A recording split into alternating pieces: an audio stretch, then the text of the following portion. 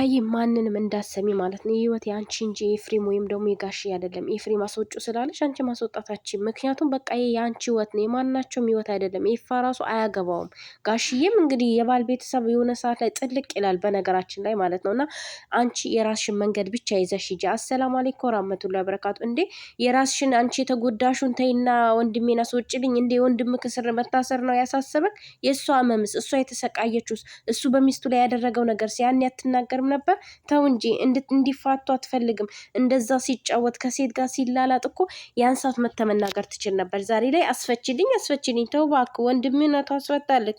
የእሷ ህይወት የተመሰቃቀለውስ እሷን ያሰቃያትስ ከሌላ ሴት ጋር ሚስቱ እያለች የማገጠውስ ያ ሁሉ ነገርስ እንዴት ነው? አንተ ጭንቅላትክ እንዴት ነው የሚያስበው? ከተማርክ ማለት ነው አንቺ አልተጎዳሽም ማለት አይደለም ምናምን። ኧረ እባክህ እንደዛ ብሎ ነገር የለም። ቁስሉ እኮ ነው የማይለቅ ጠባሳ ነው ያስቀመጠባት። እንዴት ብላ ነው የምታልፈው? መፈረም ካለበት መፈረም አለበት። ሳይፈርም አስወጪው። አንተ ስላልካት አይደለም የምታስወጣው።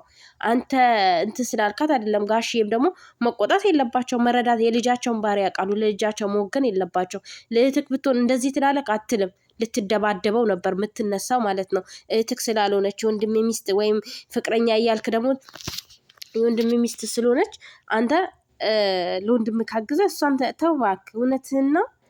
እህትክ ብትሆን አሁን እንደዚህ ታደርጋለህ አታረግም? እንደውም ልትሟገትላት ነው የምትችለው ማለት ነው። እንደውም ከሩታ ጎን ትቆማለህ ብለን ስናስብ አንተ ደግሞ ጭራሽ ወንድሜን አስፈችልኝ ያንን ነው የምፈልግ። ተው እባክህ። እውነት ነው። አንተ ስላልካት አይደለም የምታደርገው። በቃ ህግ ቦታ ገብቷል ነው። ሩታ ደግሞ ማንም መስማት የለም። ይሄ የአንቺ ህይወት ነው፣ የጋሺ ወይም የኤፍሬም ወይም ደግሞ የሌሎቹ ህይወት አይደለም። ይሄ ህይወትሽ ነው። በቃ መሰቃየት፣ መጨረሻ ላይ ተናግረሻል። መሰቃየት ምናምን አልፈልግም ብለሻል። ደግሞ ይቅርታ የምን ይቅርታ ነው? ምንም ጥፋት የለብሽም እኮ እዚህ ጋር ለምነሽዋል እስከሚበቃው ድረስ አይ አልፈልግም አለ። የሚፈልገውን ነው ያረክሽለት ማለት ነው። ስለዚህ ምንም ይቅርታ የሚያስደርግ ነገር የለም። ይሄ ህይወት ላይ የራሱ ህይወት ነው። በቃ አንዳንድ ጊዜ በህይወት ላይ የባል ቤተሰብ ጥልቅ ይላል ማለት ነው። እና ጋሽዬ በኤፍሬም መግባት የለባችሁ። ይሄ የነሱ ህይወት ነው። በቃ የሁለት ህይወት ነው አይደል? ከሰሰችውም አስፈረደችበትም ምንም አሉ የሁለት ህይወት ነው። እናንተን አይመለከታችሁ ማለት ነው። ስለዚህ አንተ በዚህ ልክ እሷን ተናደክ ተቆጥተ ምናምን መናገር አትችልም።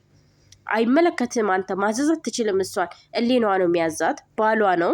ባሏን ደግሞ ፍታኝ ካለችው አልፈታም ካለ ህግ የሚያስኬደው ነገር ነው ይሄ ማለት ነው። ስለዚህ ህግ ነው፣ በቃ ህግ ነው እያደረገ ያለው። ህግ ቦታ ሄደህ አንተ ህግን ጠይቅ በቃ።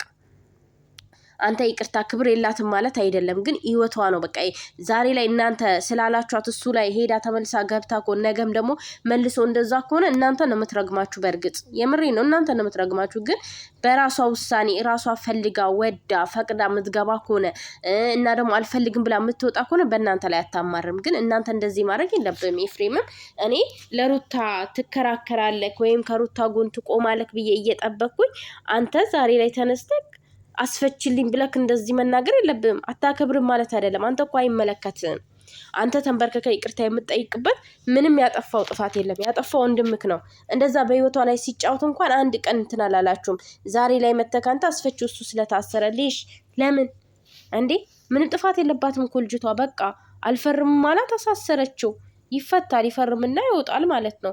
ስለዚህ እሷ እያለች ከሌላ ሴት ጋር እየማገጠ ይኖር፣ አንቺ ደግሞ እየተቃጠልሽ ኖሪ፣ ችለሽ ኖሪ። ያን ሁሉ ቻለች እኮ። የድሮ አገዛዝ ነው። አንድ ሴት ትዳሯ ላይ ለልጄ ወይም ለሆነ ነገር ለቤተሰብ ምናምን ብላ ትኖራለች፣ ድሮ ማለት ነው።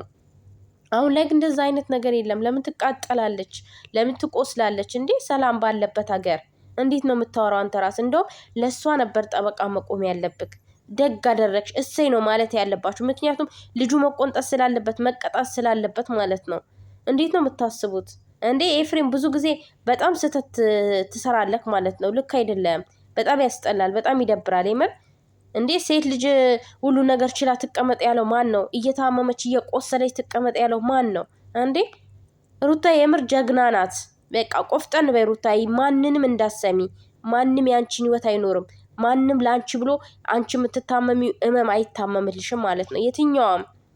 የትኛውም ሰው አንተ ሚስትክ ወይም እህትክ እንደዚህ ቢደረግባት ቆመ ከታይም ብዙ ነገር ልትፈጥር ትችላለህ፣ ብዙ ነገር ልታደርግ ትችላለህ። ገባ? ዛሬ ላይ መተክ እሷ እህትህ አይደለችምና የወንድምክ ሚስት አብዛኛው ጊዜ ወንድሜ ፍቅረኛ አይደለም ሚስቱ ናት። ገባ? ፍቅረኛው አይደለችም ሚስቱ የልጁ እናት ናት። ብዙ ጊዜ እያልክ ነው እንደዚህ ማለት ነውና በዚህ ልክ አንተ መራመድ የለብን፣ በዚህ ልክ መሆን የለብን፣ በዚህ ልክ እሷ መቆጣት አትችልም። አንተ ስላልካት ወይም ደግሞ ጋሽዬ ስለታም እንዴ ምን እንደምታስቡት? ይሄ እኮ የራሷ ህይወት ነው። ጋሽዬ ለምን እንደሚታመመው ከላስ በሷና በአብርሽ እኮ አልተጀመረም መፋታት እንዴ። ምንድነው አካበዳችሁት? ይሄን አክል ማለት ነው። አንተ ራስህ አካበድከው። ወንድሜ ሳይፈርም እውነትህን ነው። በጣም ያንተ ወንድም ማን ነው? ያንተ ወንድም ምንድን ነው? ሰው እኮ ነው።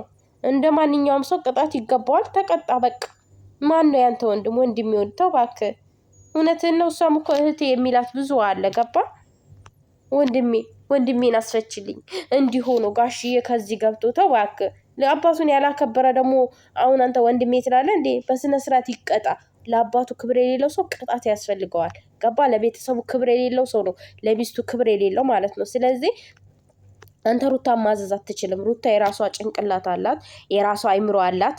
ለምን አያስፈቱትም? አብረውት ሲያጨበጭቡ የነበሩ ትዳሩን እየበጠበጡ የነበሩት ለምን አያስፈቱትም? ለምን ውሽማው አታስፈታውም? ለምን አታስፈታው? እናንተም ለምን አታስፈቱትም? ሩታ ጋር ለምን መጣችሁ? ግዴታ እሷ እየተጎዳች እየተጎሳቆለች ሁሉን ነገር ችለሽ ኑሪ የሚባል ነገር አለ እንዴ ወገን? እንዴ ምን የሚሉት ነገር ነው? በጣም እኮ ነው የሚያስጠላው። በጣም ነው የሚደብረው። የሰው ልጅ በዚህ ልክ በጣም ያስጠላል። የምሬን ነው የምላችሁ። በጣም ይደብራል። እና በዚህ ልክ እንትን አትበሉ። አንተም ደግሞ በዚህ ልክ እሷን መቆጣት አትችልም። ጋሽዬ መታመም አለበት ብን እስከ ዛሬ ድረስ ጋሽዬ ያልታመመው ዛሬ አብርሽ ስለታሰረ ነው የሚታመመው? እንዴት ነው የምታስቡት? እንዴት ነው የምትናገረው? ቆይ እንዴ ልጅቷ ህይወቷስ የተመሰቃቀለው አርግዛ ወልዳ ዛሬ ላይ ራሱ ያው እንደዚሁ ብን እያረጋችኋት ማለት ነው። እንዴ ብትፈልጉት እኮ እንደዚህ አልነበረም። እናንተም አትፈልጉትም፣ አብርሽም አይፈልገውም ትዳሩን። ስለዚህ ልጅቷ ደግሞ ያው ግዴታ እኮ አንፈልግሽም ማለት አይጠበቅባትም። በምታደርጉት ነገር ለሱ በመቆማችሁ እንዴ እንደው እንኳን አሳሰርሽው ይላታል ብዬ ስጠብቅ ደግሞ ይገለማመጣል እንዴ። በጣም ነው ያናደደኝ። የምሬን ነው። በጣም ነው የተናደድኩት። እንዴት ነው የሚገለምጣት? ለምን? ምክንያቱ እንዴ ተው እባክህ። ለወንድምህ ካገዘክ ነው ተው እንጂ። እውነትህን ነው አልቀረብም ማለት ነው። እና ሩታይ ማንንም እንዳሰሚ ሂጅበት። ይቅርታ ደግሞ ምንድነው ይቅርታ መጠየቅ? ምን አድርገሽ? ምንም ያደረግሽው ነገር የለም። አላጠፋሽም እኮ ልክ ነሽ። ትክክለኛው መንገድ ላይ ነው የሽው። እኔ ደስ ነው ያለኝ ስለታሰረ ማለት ነው። አንጀቴ ቅቤ ነው የራሰው። የምሬን ነው የምላችሁ። እንደው አናቴ ላይ ራሱ ቅቤ ማድረግ ነበረብኝ አበጋዝ ስለታሰረ ማለት ነው። እና ኤፍሬም በዚህ ልክ እሷን መቆጣት አትችልም፣ እሷን ማዘዝ አትችልም ማለት ነው። በራስክ መንገድ ራስክ እንትን እንዳልከው ማድረግ ነው እንጂ ያለብክ እሷን ማዘዝ እሷን መናገር አትችልም። መብት የለም። ምክንያቱም መብቷ ነው። እሷ የራሷ እንትን አላት። ገባ? እስከ መቼ ተቃጥላ ትኖራለች እንዴ? እየተቃጠለች ትኖር። ከ10 ሴት ጋር እየተላላጠ እሷ እየነደደች ትኖር። ምን የሚሉት ነገር ነው? ምን አይነት ነገር ነው የምታወራው አንተ? ለሌናክ ራሱ እንዴ እህቴ ብትሆንስ ብለክ አስብ። ሚስቴ ብትሆንስ እንዲያደርግባታለሁ፣ እህቴ ብትሆንስ እንደዚህ እናገራታለሁ ብለክ ራስክ አስብ ማለት ነው። ማንም አይመለከተው።